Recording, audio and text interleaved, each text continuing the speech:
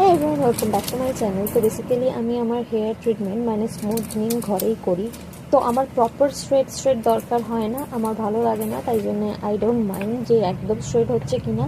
তো বেসিক্যালি আমি লাস্ট ইয়ারও নিজেই ঘরে করেছিলাম, অশোক করে দিয়েছিল, অ্যান্ড দিস টাইমও ওই করবে। বাট আমি ফার্স্ট ক্রিমটা শুধু নিজে লাগাবো, স্ট্রেটনিং ক্রিমটা। আমি এই প্রোডাক্টটা অক্সিব্লিচের ফ্লিপকার্ট থেকে নিয়েছিলাম। এর আগে করতাম স্ট্রিক্সের ওই ক্যানভো লাইনেরটা, বাট নতুন জিনিস আমি ট্রাই করতে ভালো লাগে, সো আই ডিড ইট।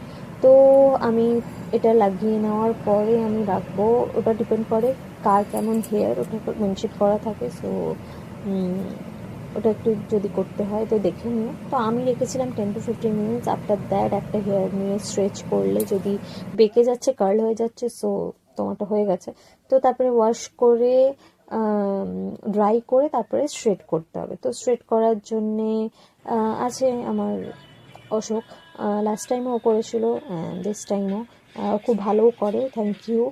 তো স্ট্রেট করার পরে নিউট্রালাইজার ক্রিমটা লাগাতে হবে। হ্যাঁ, মেক শিওর কি নিউট্রালাইজার ক্রিম লাগানোর পরে চুলগুলো যেন স্ট্রেট থাকে, পুরো স্ট্রেটভাবেই থাকে। তো সেম 15 to 20 মিনিটস পরে ওয়াশ করতে হবে। ওয়াশ করার পরে ড্রাই করার পরে আবার স্ট্রেট করতে হবে। অ্যান্ড স্ট্রেট করার পরে 2 to 3 days মানে 72 আওয়ার্স মতো ওয়াটার ইউজ করা যাবে না হেয়ারে।